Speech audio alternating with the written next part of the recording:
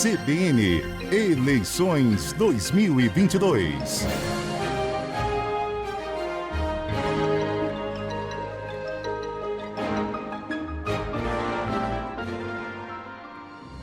Bom dia a todos, 9h10 em Mato Grosso do Sul. A partir deste momento, estamos em transmissão ao vivo e simultânea em nossas emissoras de rádio e TV nas cidades de Campo Grande, Três Lagoas, Aparecida do Taboado e Paranaíba, além das nossas redes sociais. Falamos ao vivo dos estúdios da CBN Campo Grande para mais uma rodada de entrevistas nas eleições 2022. Neste segundo turno das eleições, a cobertura jornalística do Grupo RCN também traz uma parceria inédita. O Grupo Correio do Estado soma conosco a experiência dos seus profissionais e abre espaço em seus veículos de comunicação. Dessa forma, vamos proporcionar ao eleitor uma cobertura mais ampla desse importante momento para a democracia e o futuro de Mato Grosso do Sul. E comigo, aqui no estúdio, para conduzir a entrevista de hoje, está aqui a jornalista Lauriane Schmidt, representando o Grupo Correio do Estado. Bom dia, Lauriane, bem-vinda. Olá, Lídia, bom dia a você, bom dia a todos que nos acompanham nesta cobertura especial entre os grupos RCN e Correio do Estado. Nós teremos, além das entrevistas de hoje e de amanhã com os vices-candidatos, o debate marcado para a próxima quarta-feira. Foram convidados os candidatos que seguem nessa corrida eleitoral: Eduardo Riedel, do PSDB, e também o capitão Contar, do PRTB. Bem, então vamos começar a nossa última rodada de entrevistas nestas eleições. Nosso convidado hoje é o candidato do PP, Barbosinha, que concorre a vice-governador na chapa de Eduardo Riedel. Bom dia, candidato, bem-vindo.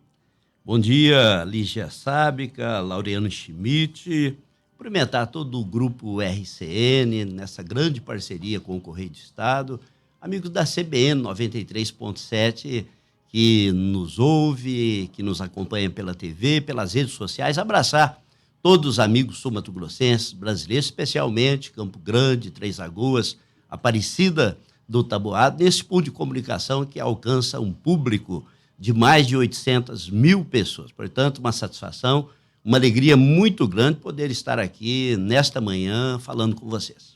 Bem, vou começar falando um pouquinho da sua biografia, para quem não conhece, né? Deputado estadual José Carlos Barbosa, ou Barbosinha. O senhor é casado, tem um filho, é advogado, pós-graduado em processo civil e mestre em direito constitucional, veio de Goiás para Mato Grosso do Sul, ainda criança, né? Caçula aí de 9 irmãos.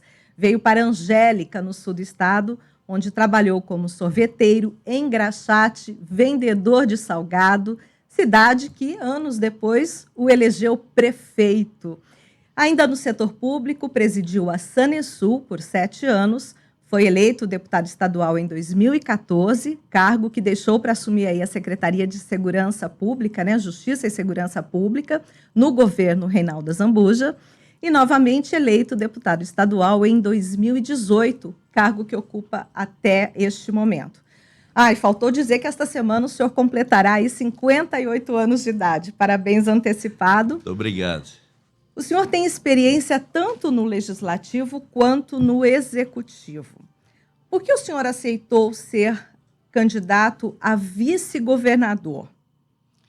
Lígia... A gente sabe que foi de surpresa esse convite, né? Exatamente. Ele surgiu aos 45 minutos aí do segundo tempo ou no último minuto da prorrogação, mas não titubeei. Primeiro, por conhecer Eduardo Riedel. Eu tive a oportunidade de ser secretário de Justiça e de Segurança Pública e conviver com uma pessoa diferenciada. Conhecer o histórico do Eduardo Riedel na iniciativa privada, grande produtor rural da região de Maracaju, 2 vezes presidente da FamaSul, presidente do SEBRAE, vice-presidente da CNA, e em 2015 ele aceitou esse desafio de deixar a vida privada, tocar os seus negócios, para ser o grande articulador das reformas do Estado. Eu me lembro muito bem quando eu assumi a Secretaria de Segurança Pública, ali em 2016, 2017, Mato Grosso do Sul, como o resto dos estados da federação, vivia uma crise, o Brasil vivia, o mundo, não é?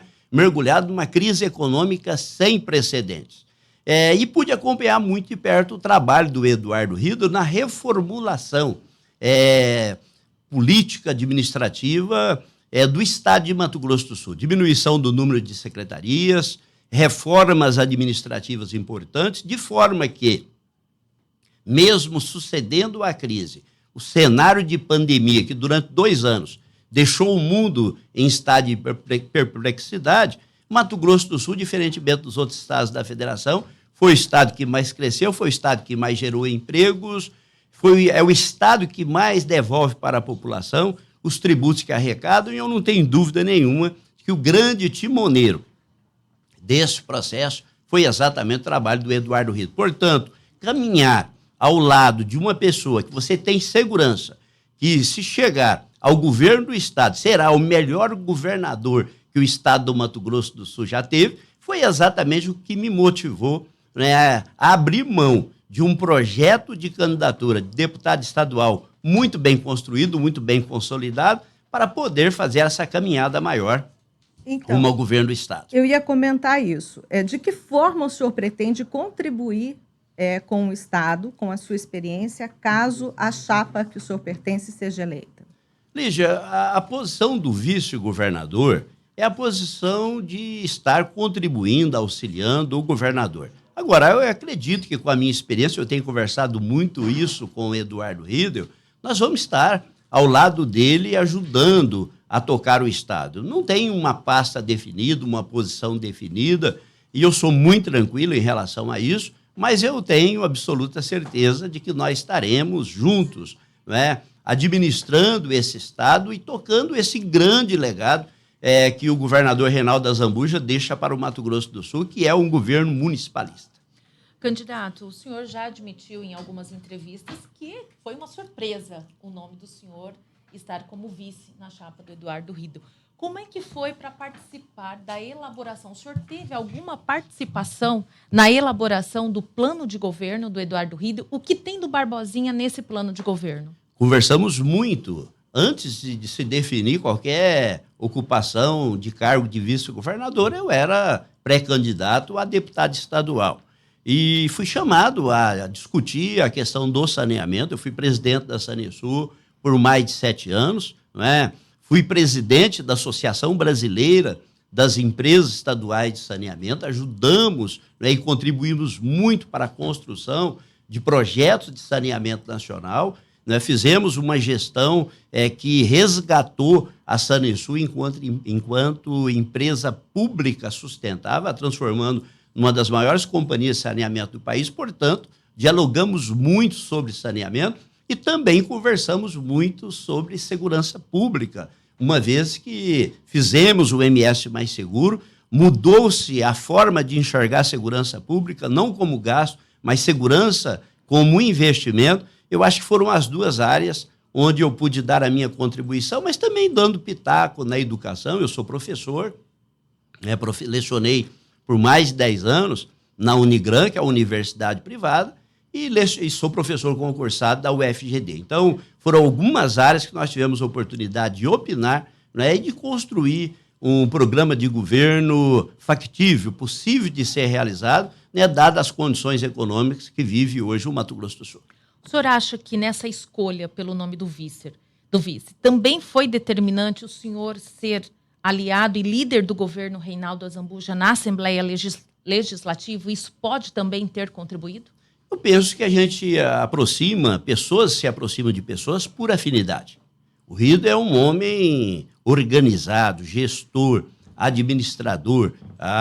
O empreendedorismo na vida privada e o trabalho que ele realizou ao longo do governo demonstra isso. E penso que a minha trajetória também, né, de prefeito aos 23 anos, de presidente da Sanesul, me coloca também na condição de gestor, de administrador, com experiência no legislativo. Eu penso que esse somatório que criou essa junção e uma grande sintonia. eu e o Eduardo Riedel, nós possuímos uma grande sintonia. A forma de enxergar o Brasil, a forma de ver o Mato Grosso do Sul, a nossa visão de mundo, a visão empreendedora que nós temos de Mato Grosso do Sul ser um estado, né, em todos os aspectos abertos a receber o capital, o privado, de você ser um estado gerador de oportunidades, gerador de renda, gerador de empregos, estado do saneamento ambiental, o estado da inclusão digital e inclusão das pessoas, né, com deficiências, seja elas de qualquer forma. Né? Eu penso que esse Mato Grosso do Sul que nós pensamos é um estado verde, é um estado inclusivo, é um estado digital e um estado de oportunidades. Penso que foi exatamente essa sintonia que nos colocou nessa condição de estarmos caminhando juntos rumo ao governo do Mato Grosso do Sul. Candidato Barbosinha, aproveitando essa deixa que o senhor falou de algumas áreas aí, a Sanesul, que o senhor trabalhou, do saneamento, né, porque o senhor falou aí da Associação Brasileira, que o senhor esteve à frente, a Segurança Pública e Educação. Aí temos um indicativo de que alguma secretaria de governo o senhor poderia assumir caso o Riedel viesse a ser governador. O senhor aceitaria alguma secretaria nessas áreas? Lígia, eu acho que é uma questão de nós conversarmos. Eu estou à disposição. Isso não foi conversado? Não foi conversado e penso que não deveria ter sido conversado. Porque quando eu aceitei essa missão, eu não coloquei nenhuma condição, porque eu penso que o governador ele tem que estar absolutamente à vontade para formar o seu governo. O vice, ele ajuda, ele auxilia, ele participa. Agora, essa decisão, ela tem que ser tomada pelo governador. Se no momento que nós conversamos lá atrás, eu tivesse colocado algumas condições, você começa a criar engessamento no governo. Eu penso que o caminho do governo ele tem que estar livre para escolher os melhores para as diferentes pastas do governo, e nesse aspecto eu sei qual é a missão do vice e me colocarei nessa condição como um grande parceiro, não é, para que o Riedel possa efetivamente se consolidar, caso eleito no dia 30 de outubro, como melhor governador desse estado. Mas vocês têm conversado sobre essa formação dessa equipe? O senhor tem participado desses debates já agora? Porque a gente sabe que isso não é depois do segundo turno, né? Lá se define, mas já começa antes, né? Ela começa, Lígia, mas eu penso que nesse momento o foco mesmo, o foco é a eleição. Nós temos uma eleição bastante disputada, eu cuidando da região da Grande Dourada, região sul-fronteira, Vale do Ivinhema, e o Riedel... Que é a sua base eleitoral. Exatamente, né? Que é a minha base eleitoral, o Riedel percorrendo outras regiões do estado, e eu tenho deixado ele muito à vontade, né, para, nesse momento, não desviar o foco. Eu sei que ele tem já alguns nomes que ele tem pensado para ocupar as diferentes pastas do governo. Penso que será um governo muito técnico, uma formação eminentemente técnica nas diversas áreas, e eu tenho deixado ele absolutamente à vontade para não desviar esse foco nesse momento que nós temos das eleições. O senhor falou aí há pouco que o senhor não tem dúvidas de que, caso o Riedel eleito, seria o melhor governo que Mato Grosso do Sul já teve.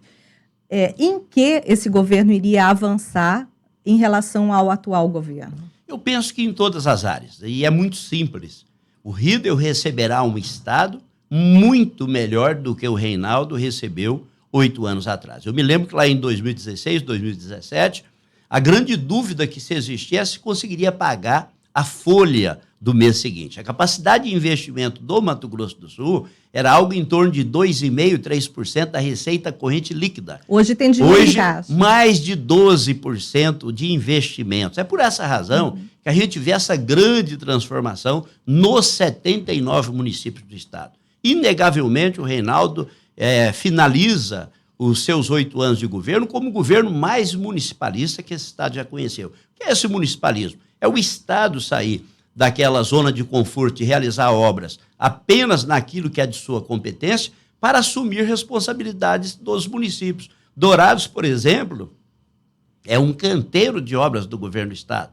Pavimentação asfáltica, recapeamento, construção do hospital regional em fase de finalização, a sede do DOF, uma das mais modernas polícias especializadas do Brasil, com equipamentos de inteligência, com helicópteros, com viaturas. Né? Então, eu penso que em todas as áreas, na saúde, continuar o processo de regionalização da saúde, que é fundamental. O Rídio tem falado muito na questão da atenção primária, não é? Embora a gente saiba que a atenção primária seja responsabilidade exclusiva dos municípios e dos prefeitos, para o cidadão que procura um posto de saúde e não encontra o médico, não tem o remédio, não interessa para ele se quem essa é o responsabilidade é do Estado, da União, do município. Ele simplesmente quer ser atendido.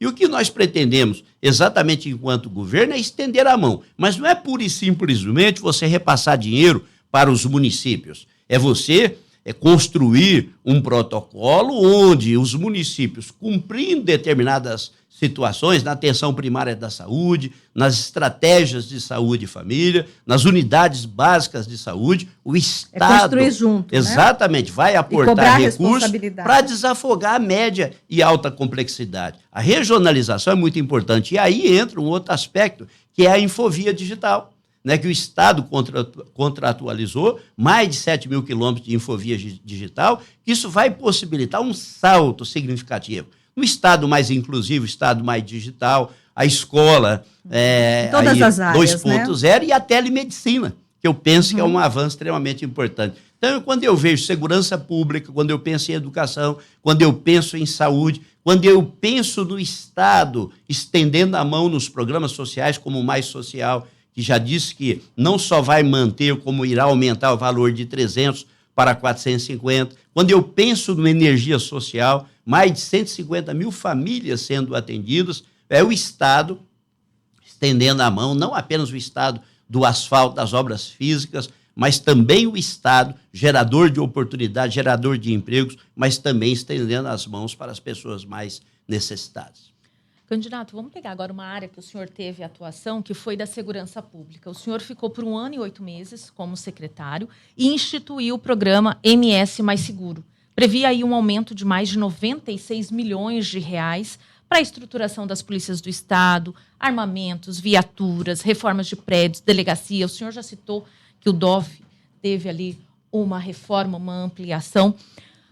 Saindo, depois que o senhor deixou a secretaria, hoje, o senhor considera que estamos em um estado mais seguro? Mato Grosso do Sul oferece segurança para toda a população de todas as regiões? Laureana, avançamos muito, mas nós precisamos de continuar avançando. Mato Grosso do Sul é um estado emblemático, mais de 1.500 quilômetros de fronteira com o Paraguai e com a Bolívia. Nós precisamos de continuar intensificando os nossos investimentos. Eu penso que esse governo Reinaldo, ele investiu muito na parte estrutural, equipamentos, armamentos, munições. E onde ainda precisa investir? Eu penso que o governo Eduardo Rídio será o governo do cuidar dos homens e mulheres, que são os aspectos principais da segurança pública. Por mais que eu possa mesmo, ter, aquelas pessoas que estão na frente. Por mais que eu tenha viaturas, que eu tenha equipamentos, o ponto principal da segurança pública são as pessoas que trabalham nela. Investimentos em tecnologia, em inteligência, mas cuidar bem das pessoas. Eu vejo o Rídio dizendo muito isso. Eu penso que na segurança pública nós tivemos, ao longo desses 8 anos do governo, nós tivemos as amarras, por exemplo, da renegociação que o Estado fez da sua dívida com a União e que impedia o aumento de despesas, aumento de salários, não é?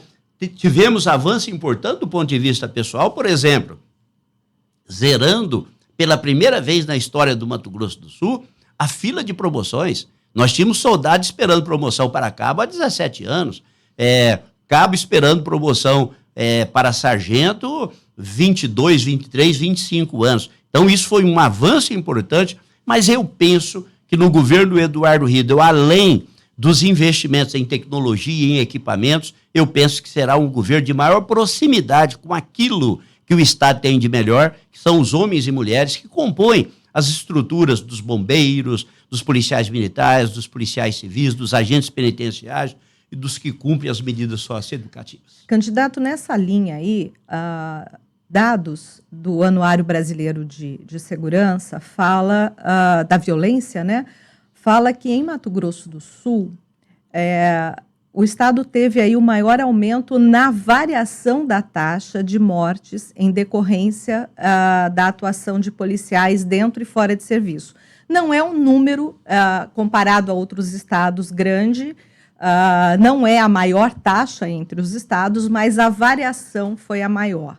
Então, nós tivemos em números absolutos aí, de 2020 para 2021, nós saltamos de 21 para 44 mortes em confronto com policiais no estado. E nós tivemos, entre 11 estados que tiveram aumento, o Mato Grosso do Sul liderou esse número, né, essa taxa.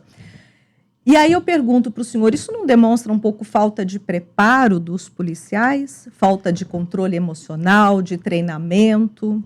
Isso o senhor acha que vai estar incluído quando o senhor fala de cuidar dos policiais? Essa preocupação, né, da pessoa, do lado pessoal, psicológico também? Eu penso que nós temos que analisar Mato Grosso do Sul dentro do contexto da federação como um estado diferenciado.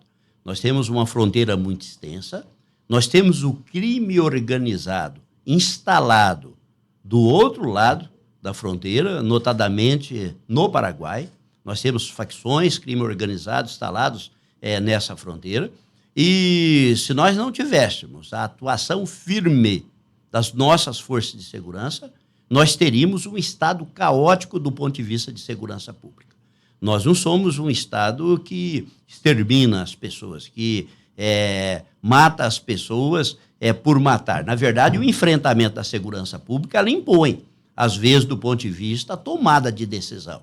Entre um policial e um meliante, obviamente que preferimos a vida do policial. E quem trabalha na faixa de fronteira sabe muito bem disso. É um enfrentamento diário, né? E às vezes você tem a reação. E tendo a reação, nós somos o estado que mais prende proporcionalmente no país. Nós não somos o estado que mais mata, né? Então isso revela que as nossas forças de segurança, elas são preparadas. Agora, é um estado que nós temos aí, Paraguai, um grande produtor de maconha, Bolívia, grande produtor de cocaína, instalação do crime organizado na fronteira, e nós trabalhamos para que não viceje no Mato Grosso do Sul essas estruturas do crime organizado. Então, só quem trabalha na segurança pública sabe o tamanho do enfrentamento. Ninguém gosta de morte, ninguém quer que as pessoas morram, mas evidentemente que o trabalho e o labor da segurança pública impõe, às vezes em determinadas circunstâncias, não é que no confronto do enfrentamento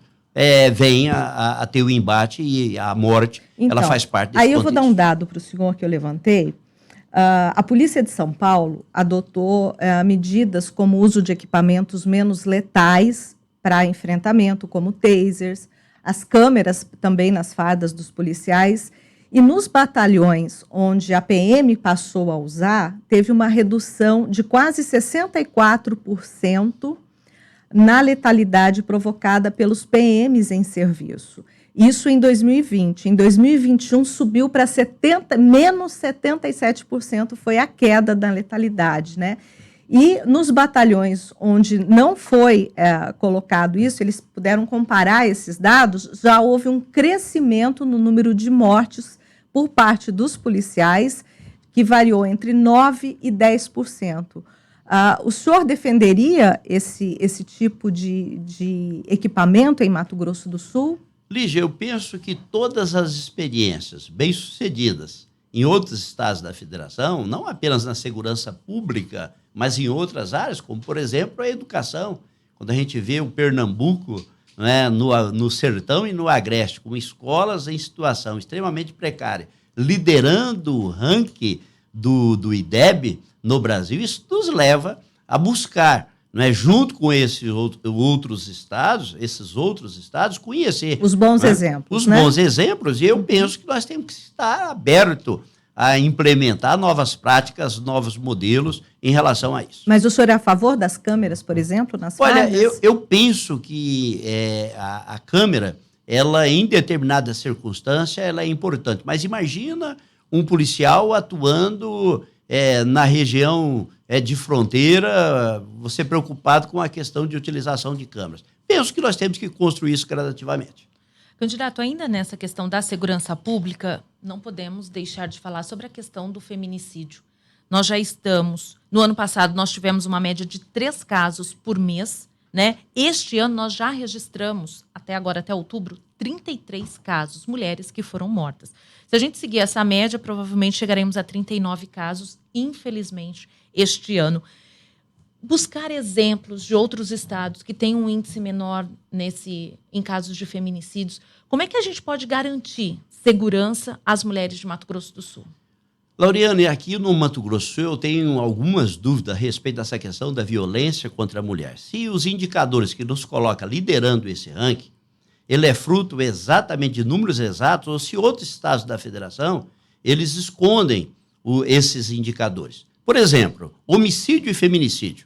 Tem muita gente que acha que homicídio é de homem, né? E feminicídio é de mulher. É exatamente. Tem muita Nosso gente... português é muito complicado. Exatamente. Então, o que acontece? Tanto a morte de mulher quanto de homens são homicídios, não é? Você enquadra na circunstância de feminicídio em situações excepcionais. Nós temos que observar qual é o critério seguido por outros estados da federação. O senhor acha que não se encaixa em alguns casos? Em essas alguns mortes, casos não? é colocado como homicídios e não como feminicídio. Então o número seria maior. Mato Grosso, exatamente. Mato Grosso do Sul segue um padrão rigoroso, não é, de fazer essa avaliação. Tanto é que, se você pesquisar homicídios de mulheres, são pequenos. A grande maioria são enquadrados efetivamente como homicídios. No Mato Grosso do Sul, nós somos o primeiro estado da federação a ter a Casa da Mulher Brasileira. Penso, inclusive, que o crescimento da violência contra a mulher, ela se deve não apenas na questão dos números, da estatística, mas do empoderamento da mulher. Mato Grosso do Sul, com a criação das delegacias das mulheres, com a Casa da Mulher Brasileira, cada vez mais nós temos empoderado. Medidas que nós temos nos municípios da Polícia Militar, iniciativas das prefeituras, cada vez mais tem empoderado a mulher a denunciar. Não é? A mulher, durante muitos anos, por questão de necessidade, a mulher como o homem como provedor e a mulher como a dona de casa, se sujeitava há décadas, né, àquela condição de sofrimento. Hoje a mulher não se sujeita mais a isso.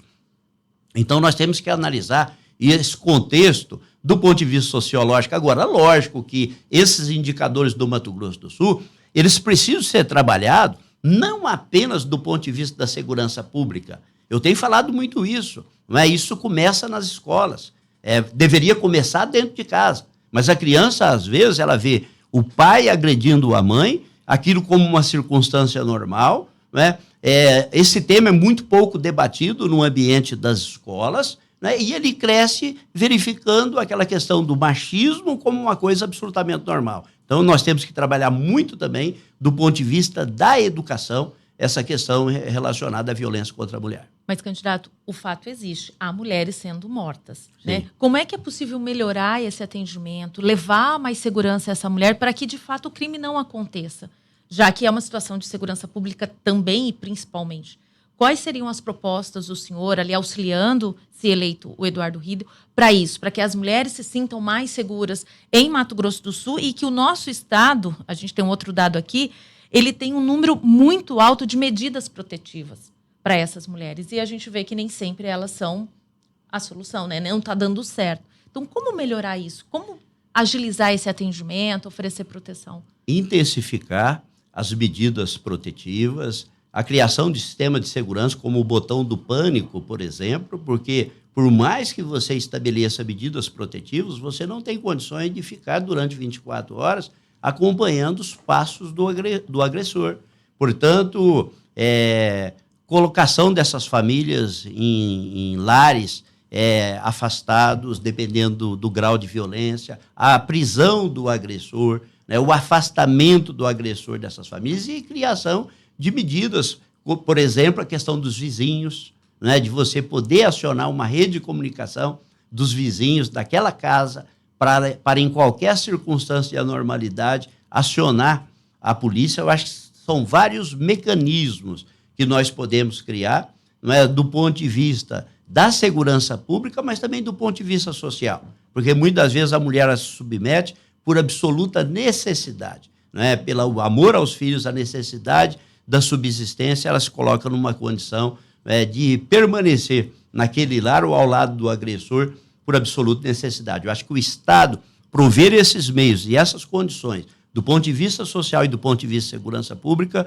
além dos investimentos na questão da educação, né, para criar uma cultura da paz, do amor. Quem ama não agride, não bate, não mata. Eu acho que são caminhos importantes para a gente poder alcançar aquilo que nós almejamos enquanto sociedade. Candidato, agora em relação a saneamento, dados do painel Saneamento Brasil, de antes da pandemia, trazem que o esgoto tratado em relação à água consumida em Mato Grosso do Sul é de apenas 42%, ou seja, metade de toda a água, né, que é consumida no estado. O senhor acha que em 4 anos de um próximo governo é possível regularizar essa situação? É possível avançar muito. Nós temos um projeto, Mato Grosso do Sul é o primeiro estado a assinar uma parceria público-privada, trazendo capital exatamente para universalizar o serviço de coleta e tratamento de esgoto. Nós temos universalização nos serviços de água, né? Nos 68 municípios atendidos pela Sanesul, 134 estação, localidades, né? E o avanço do esgoto. Na verdade, nós temos uma rede de cobertura maior, porque o Trata Brasil, esses institutos, eles tratam a rede e a ligação efetivamente realizada. Nós temos uma área de cobertura maior do que esses 40%, mas nós estimamos que em 6 anos nós possamos chegar a cobertura superior a 80%, 85%, né? E em 4 anos eu acredito que nós iremos ultrapassar seguramente os 70% de cobertura de coleta e tratamento de esgoto, que é uma coisa, em termos de Brasil, extremamente diferenciado. Os indicadores do Mato Grosso do Sul já são diferenciados quando nós analisamos isso no contexto nacional. Então, vamos lá. Além do próximo governo, né? 6 anos. Candidato, nosso tempo chegou ao final. Eu vou pedir para o senhor, então, falar com o eleitor que está aí nos ouvindo ou nos assistindo. O senhor tem 1 minuto, por favor. Eu quero agradecer ao Grupo RCN, CBN, agradecer ao Correio do Estado, agradecer a vocês aqui que fizeram essa entrevista, e eu quero pedir uma reflexão ao eleitor sul-mato-grossense. Compare os 2 candidatos a governo do Estado, compare os 2 vice-governadores, porque o vice, em determinado momento, por circunstância ou por necessidade, ele pode ser chamado a assumir o governo. Então é muito importante verificar a história de vida do Eduardo Rido, do ponto de vista do empreendedorismo privado, verificar a sua experiência, comparar com o nosso oponente, que basicamente a experiência dele foi de soldado a capitão do Exército brasileiro, precocemente aposentado aos 33 anos, não tem participado dos debates, pouquíssimo programa de governo, porque exatamente essa ausência é por falta de ter o que demonstrar, aquilo que pensa em favor do Mato Grosso do Sul.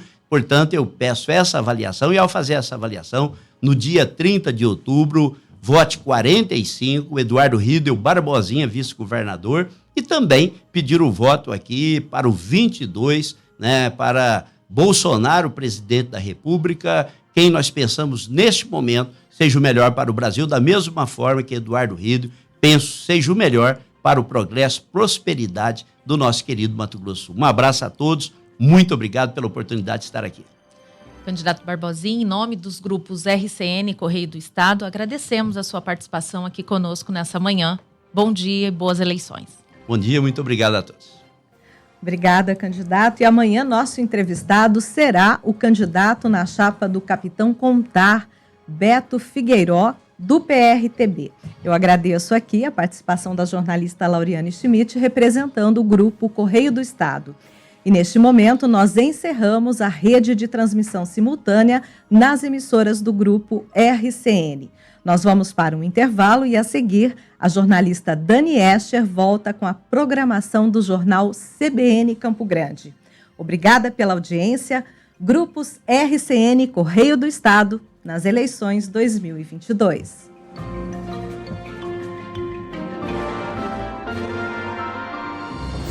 CBN Eleições 2022.